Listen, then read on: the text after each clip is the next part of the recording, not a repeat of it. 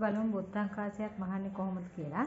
මුලින්ම අපි බොත්තම් කාසිය කපා ගන්න අපි අල්ලන බොත්තා අල්ලන තැනට මේ විදිහට තියලා මේ දෙපැත්තේ මේ විදිහට මාක් එකක් දා ගන්න ඕනේ. දාගෙන අපි බොත්තම් කාසිය කපා ගන්න ඕනේ. මේ අපි මාක් කරපු සලකුණු දෙකෙන් මේ විදිහට ඉදි කටුව ගහලා ඉදි කටුව මේ විදිහට නවන්න ඕනේ. නැවුවහම හරියටම අපි ගහපු ටිප් දෙකෙන් මේ විදිහට බොත්තම් කාසිය කපන්න ඕන තැනට නැමිලා තියෙනවා. දැන් අපි හිමීට මේ ඉදි කටුව අයින් කරලා ඒ සිදුරු දෙක සිදුර මාක් වුණ තැනට මේ විදිහට කපනවා. මේ විදිහට කැපුවාම බොත්තගේ පළලට සමාන ප්‍රමාණයක් මේ විදිහට කැපිලා තියෙනවා.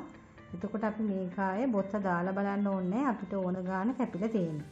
ඊට පස්සේ බොත්තම් කාසිය මහනකොට මුලින්ම අපි කරන්න ඕන ඉදි කටුව අරගෙන ඉදි කටුවට තනිපට දාන නූල මේ දෙපැත්තේ නැහුම් 3ක් මහනවා.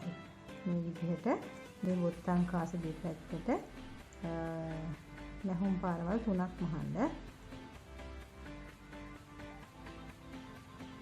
මේ විදිහට නැහුම් 3ක් මහලා එතනින් පස්සේදී අපි බොත්තම් කාසිය මැස්ස මහගෙන යන්න ඕනේ ඉදි කටුවට තනිපට නූල දාලා. මේ විදිහට මෙන්න ඉදි කටුව ගහුවා. මේක අපි මේ පැත්තෙන් දානවා. මේ ඉදි කටුවේ යටින් තියෙන නූල මේ පැත්තෙන් දානවා. මේ විදිහට දාලා අදිනවා. ඒක චූටි ගැටයක් වෙනවා. ඒ ගැටේ අපි මේ බොත්තම් කාසිය මුදුනට ගන්න ඕනේ. ආපොසරයක් මේ විදිහට නැහුවා. මේ නූල මේ පැත්තට දැම්මා. ඉදි කට්ටෙන් ආව නූල අනිත් පැත්තෙන් දැම්මා. ඊපස්සේ මේ විදිහට උඩට අදිනවා.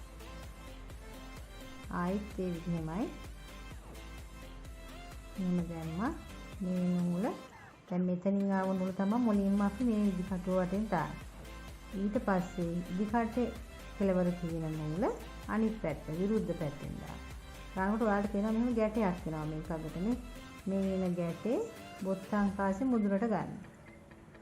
ඔය විදිහට මේ කැපුම දිගේ මහන් යන්න ඕනේ. මම තව එකක් මහලා පෙන්නන්නම්. මෙහෙම ගත්තා. මේක මේ පැත්තට දැම්මා. මේක මේ පැත්තට දැම්මා. මේ විදිහට ගැටේ එතකොට එතන කෙලවරට නේ.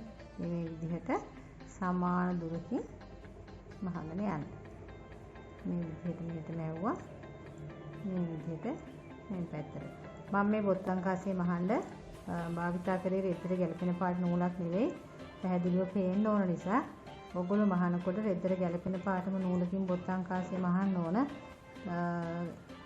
පැහැදිලිව පේන්න ඕන නිසා තමයි මම මේ සුදු පාට නූලක් භාවිතා කරලා තියෙන්නේ. මෙන්න දැම්මා. ආයෙත් ආපහු ඉදි කට්ටෙන් ආව නූල ආපහු දැම්මා. මේ විදිහට දිගටම මහගෙන යන්න ඕන.